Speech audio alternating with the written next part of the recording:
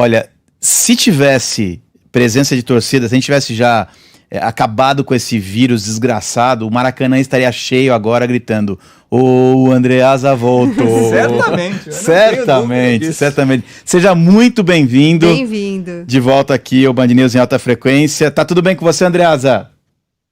Poxa, pessoal, tá tudo bem. Eu tava com saudade. Nós também. De vocês, saudade dessa participação. Tô bem, Coutinho. O vírus é muito traiçoeiro, me pegou, mesmo eu sendo um medroso e tomando sempre todos os maiores cuidados, mas ao mesmo tempo eu dei sorte, né? Porque a palavra é essa.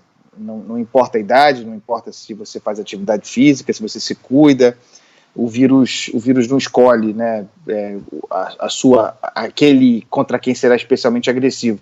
Eu dei sorte porque comigo o vírus foi leve, né? Eu tive apenas no primeiro dia de sintomas, uma sensação de forte gripe, muita congestão.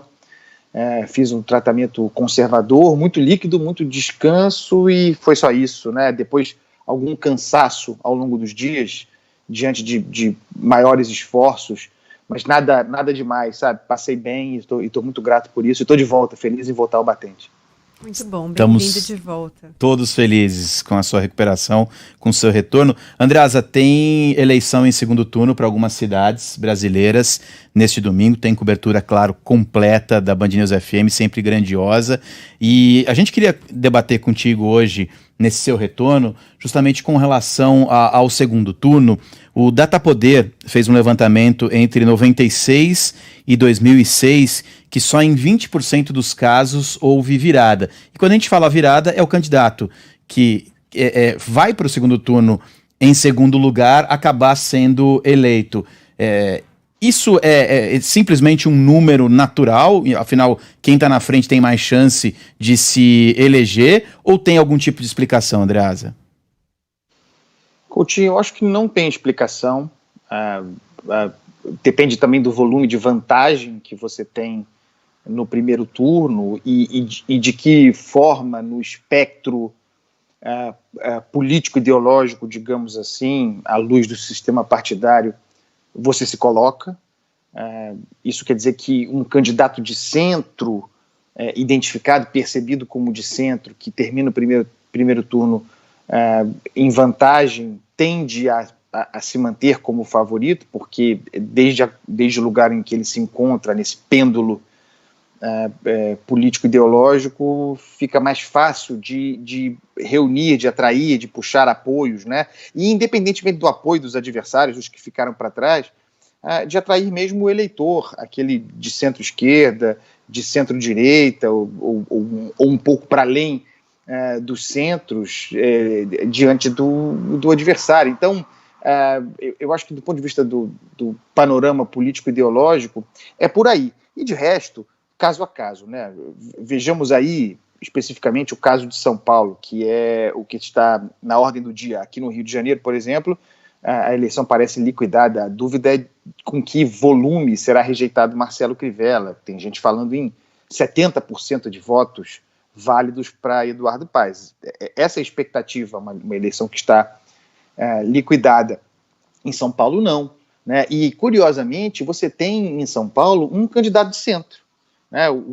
Toda a constituição da campanha de Bruno Covas foi por se colocar alheio à polarização nacional, como um político técnico, uma gestão ideologicamente neutra, puxando para a velha social-democracia tucana. Seria um candidato, e se mostrou no primeiro turno, e continua sendo, muito forte, difícil de bater. Ocorre que a campanha do Guilherme Boulos é uma campanha primorosa, em termos de discurso, de construção de linguagem, de captação do voto jovem, sobretudo a partir das redes sociais. O trabalho do Boulos nas redes sociais é muito bom, muito consistente. É impressionante porque Boulos conseguiu, e as últimas pesquisas mostram isso, embora o prefeito Bruno Covas tenha ainda uma vantagem confortável, algo como 10% de vantagem em votos válidos, o Guilherme Boulos conseguiu crescer, diminuir essa vantagem, mesmo sendo um candidato à esquerda, porque conseguiu encaixar um discurso que foi percebido pela população como mesmo moderado. E se nós pensarmos na imagem que foi construída por Boulos ou construída para Boulos, né, ao longo do tempo, seria a imagem do radical, né, do líder de ocupações, de propriedades, um líder de movimento sem teto. De que maneira, a não ser com uma muito hábil costura da linguagem, esse candidato conseguiu se colocar como alguém moderado, palatável. Ele foi muito beneficiado também, isso é um elogio ao debate, tá? Ele foi muito beneficiado pela honestidade intelectual do seu adversário, né? Os debates foram, com algumas alfinetadas, foram todos de muito alto nível entre Boulos e Bruno Covas.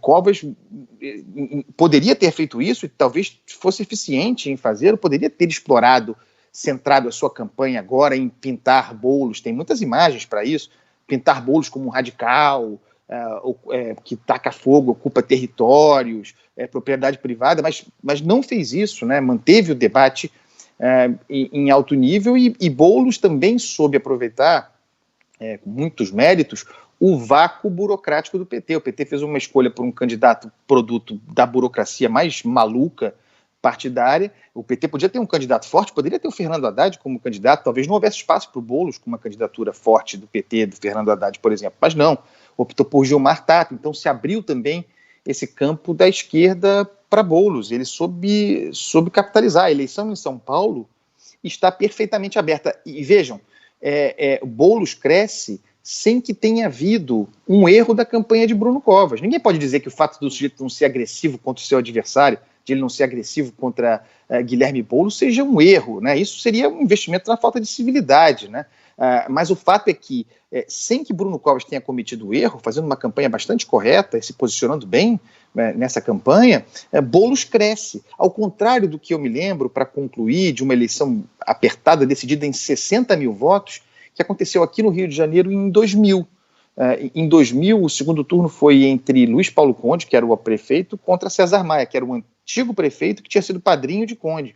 Conde liderou o processo todo e na última semana a diferença foi caindo, até que, com participações muito ruins de Conde em debates, o que não acontece, não acontecerá, posso prever isso para o futuro, difícil que esses candidatos tropecem. Conde naquela ocasião foi muito mal, ele falava mal, ele já morreu, foi muito mal nos debates, o César Maia cresceu e atropelou na reta final.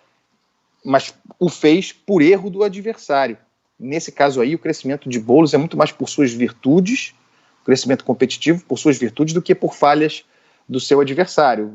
Faltam alguns dias para a eleição, hoje é terça-feira, e a gente sabe como o boca a boca, a pressão do crescimento em pesquisa, como isso gera, às vezes, uma onda de otimismo, né? O eleitor de Boulos é um eleitor engajado que irá às urnas. O eleitor de Bruno Covas, pelo menos nas pesquisas, e é uma preocupação para a sua campanha, é um eleitor mais velho. Estamos no meio de uma pandemia. Esse eleitor precisa de estímulos para ir votar. Então, Covas é o favorito? As pesquisas mostram isso, faz uma campanha correta, mas acabou não. Boas chances de ser uma reta final justa aí, pessoal. Muito bem, Carlos Andreasa de volta ao Band News FM em alta frequência. Não suma mais, hein, Andreasa? Volte amanhã, vamos cobrar. Não, pessoal, que isso, não sumo não. Quer dizer, a não ser por motivos de força maior, tô firme e forte na área. É isso, Andreasa esperou o Flamengo voltar a ganhar para voltar ao programa, né? Você acha que eu não tô de olho? Nem fala disso aí. Mas o Fábio, você sabe que o campeonato tem um nível técnico tão baixo, né? Que eu tenho a impressão que os caras estão querendo que o Flamengo ganhe, né? Também, mesmo não sendo aquele Flamengo de eu cravei aqui ontem. De 2019. Vocês lembram disso? Eu falei. Mesmo não sendo o Flamengo de 2019, o Flamengo vai estar nas cabeças. O Flamengo perdeu muito ponto para os que estão lá em cima, mas é um time que tem elenco, né? O Flamengo, olha os times que tem aí fortes, que estão enfrentando agora a pandemia, né? Sim. Com atletas com Covid. O Flamengo teve um mês de pelo menos 3 rodadas de pandemia e venceu, né? Então, Mas deixa o pessoal desfazer do Flamengo. Não, eu cravei aqui ontem, falei hoje, 23 de novembro, o Flamengo em fevereiro vai ser o campeão brasileiro. Falou mesmo. Valeu, Andreasa, até amanhã. Tchau, Andreasa. Um beijo para vocês, pessoal. Valeu. Tchau. Tchau.